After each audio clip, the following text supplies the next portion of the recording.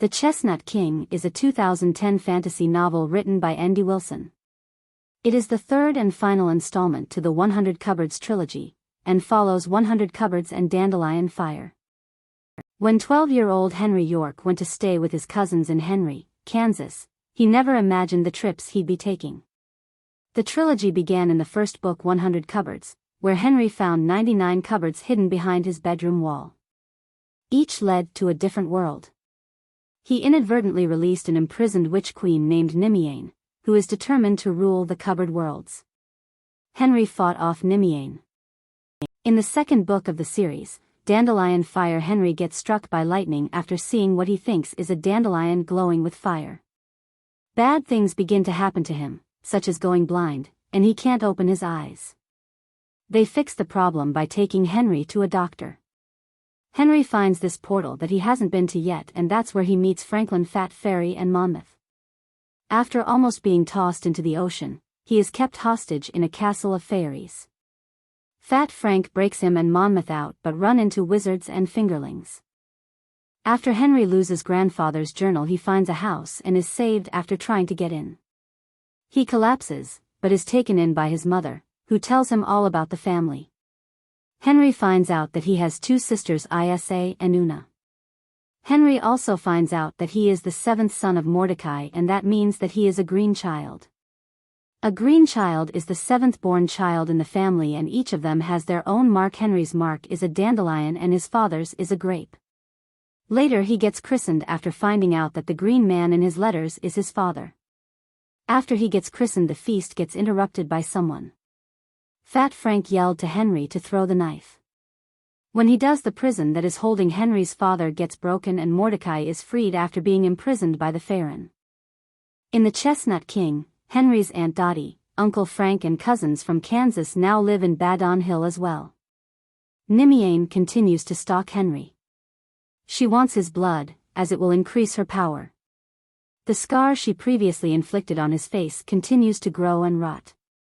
Henry's father, Mordecai, fears the wound will kill Henry unless they can vanquish the undying witch queen soon. Soldiers sent by the emperor of this world demand that Mordecai come with them across the sea. The emperor wants Mordecai to answer to charges that his family helped free Nimiane. Mordecai is more concerned about destroying the witch queen and saving his son than his defense.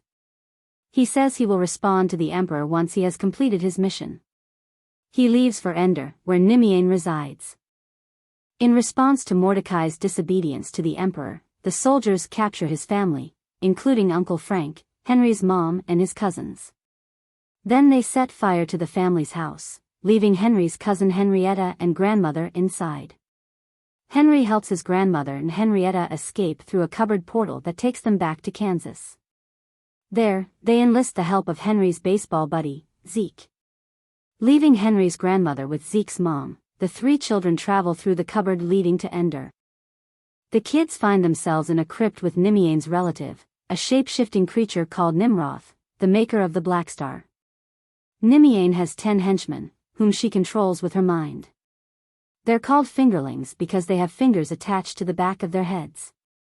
Corridin, the lead fingerling, follows Henry on his journeys through various worlds. Corridin and the fingerlings pursue the children through the underground tombs of Ender until Henry helps Zeke and Henrietta return to the attic in Kansas. Henry returns to Ender, finds his father and Uncle Caleb, gathers old manuscripts that may help them find the Witch Queen's secrets and transports the papers back to Kansas. Back in Badon Hill, Fat Frank, an incompetent fairy who has actually been stripped of his fairyhood, rescues 3 of the children in Henry's family. A group of fairies locates Frank and takes him and the children to the Chestnut King so Frank can answer for his unfairy-like conduct. Meanwhile, Uncle Frank and the other captured family members find themselves on a rough and unpleasant sea voyage. Henry finds entry into the fairy world, where he seeks the help of the Chestnut King. The king makes a bargain with him. He will help Henry save his family and vanquish the Witch Queen if Henry will take over as Chestnut King. Feeling cornered, Henry agrees. Henry is reunited with the family members that were with Fat Frank. Corridin and the Witch Queen's other henchmen capture Uncle Frank's group, forcing Henry to confront Nimiane in her throne room. Henry disables the Witch Queen just before she would have destroyed Henry and his loved ones. Instead of becoming the king himself, Henry makes Fat Frank the new Chestnut King. After receiving his name in the second book, Henry faces the challenge of living up to the destiny given to him along with his name. He also struggles to understand his place as part of his new family.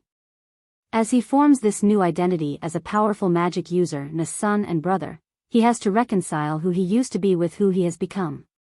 This theme is shown powerfully in the climactic final battle with Nimiane, when Henry uses his pitching skills to throw the Black Star. It is the combination of his magic and his baseball skills learned in Kansas that allows him to succeed, showing the melding of his old and new identities.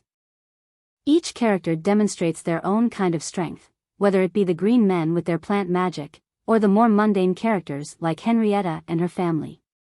Henry comes to understand that his strength, represented by his dandelion magic, is based on the ability to put down roots and stubbornly survive whatever is thrown at him. Nimiane has no strength of her own, so she has to steal strength from others, leading to her downfall.